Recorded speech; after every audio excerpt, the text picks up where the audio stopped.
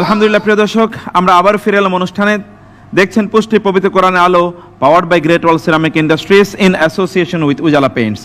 আমরা তেলাওয়াত শুনবো। এবার যে বন্ধুকে আপনাদের সামনে আহ্বান জানাচ্ছি, সে হচ্ছে ঢাকার মার্কাজে ফাজিল কোরআনের ছাত্র, টাঙ্গাইলের প্রতিযোগী হাফেজ সোয়ালেহ আহমেদ তাকরিম।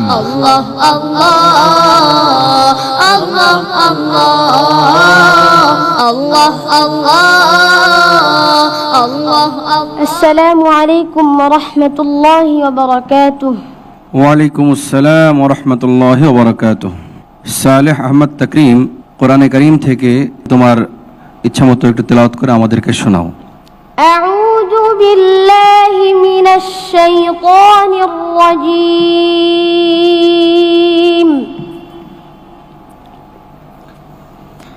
বিসমিল্লাহির রাহমানির রহিম। وعباد الرحمن الذين يمشون على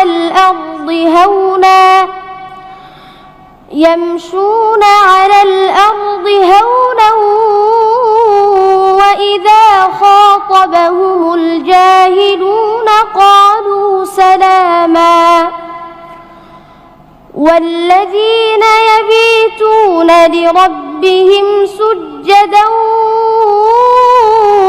وقياما والذين يقولون ربنا اصرف عنا عذاب جهنم إن عذابها كان غراما إنها ساءت مستقرا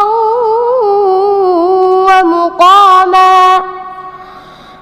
والذين إذا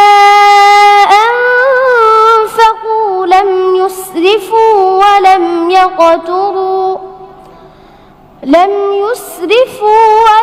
يقتروا وكان بين ذلك قواما والذين لا يدعون مع الله إلها آخر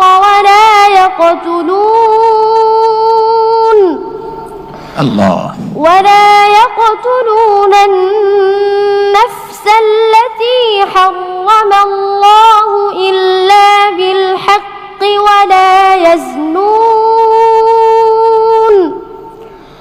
ومن يفعل ذلك يلقى أثاما يضاعف له العذاب يوم القيامة ويخلد فيه مهانا إلا من تاب وآمن وعمل عملا صالحا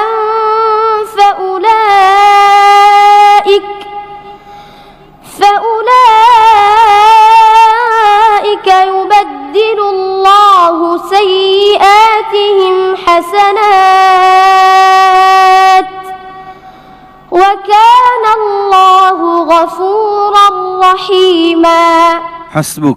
এখন আমি যেখান থেকে তেলাওয়াত করব তুমি আমাদেরকে তেলাওয়াত করে শোনাবে সেখান থেকে ইনশাআল্লাহ। আউযু বিল্লাহি মিনাশ শাইতানির রাজীম।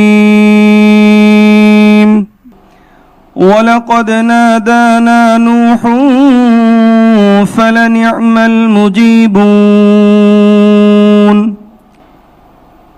أعوذ بالله من الشيطان الرجيم. ولقد نادانا نوح فلنعم المجيبون ونجيناه وأهله من الكرب العظيم وجعلنا ذريته هم الباقين وتركنا عليه في الآخرين سلام على نوح في العالمين إنا كذلك نجزي المحسنين إنه من عبادنا المؤمنين ثم أغرقنا الآخرين وإن من شيعته لإبراهيم إذ جاء ربه بقلب سليم إذ قال لأبيه وقومه ماذا تعبدون মাশাআল্লাহ। أئفكا آلهة دون الله تريدون فما ظنكم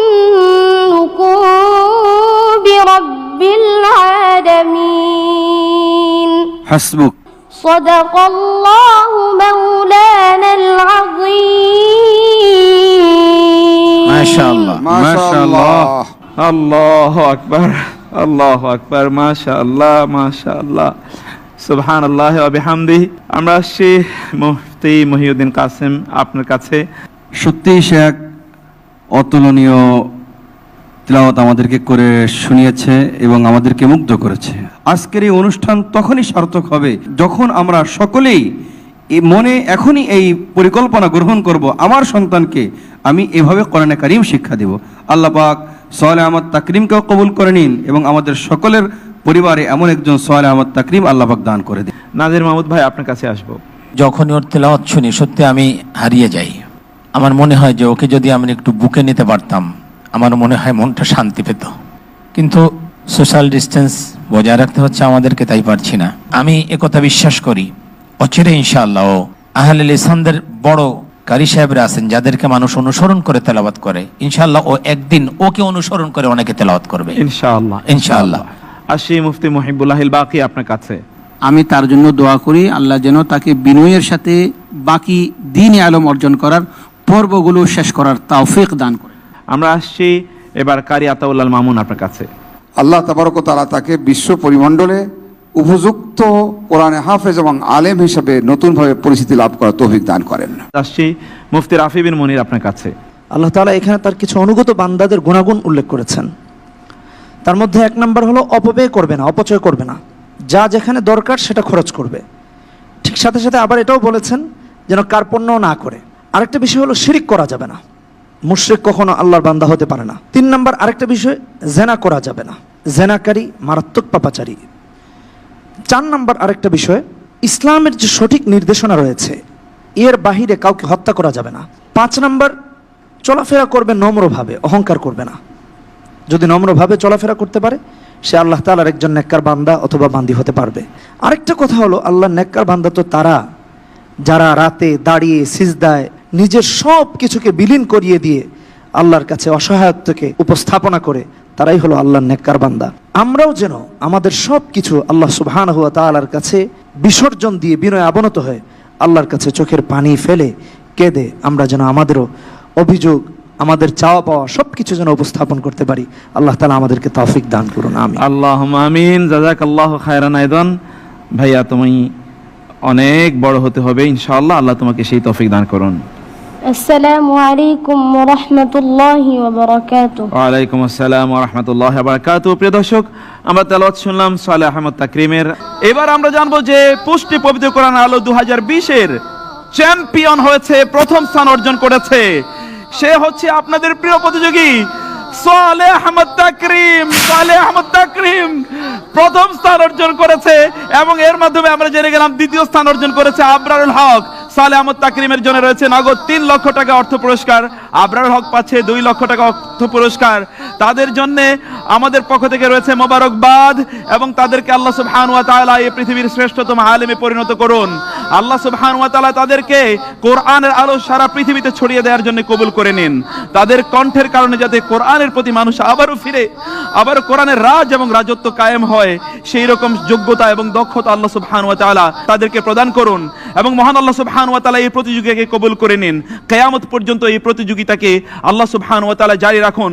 যারা বিভিন্নভাবে সহযোগিতা করেছেন, আল্লাহ সুবহানাহু ওয়া তাআলা তাদের সকল খেদমত এবং সহযোগিতাকে কবুল করে নিন, এবং এর জাযায়ে খায়র আল্লাহ সুবহানাহু ওয়া তাআলা তাদের প্রত্যেকের পরিবারকে প্রদান করুন। প্রিয় দর্শক, এর মাধ্যমে শেষ হলো পুষ্টি পবিত্র কোরআনের আলো 2020 এর এবারের আয়োজন।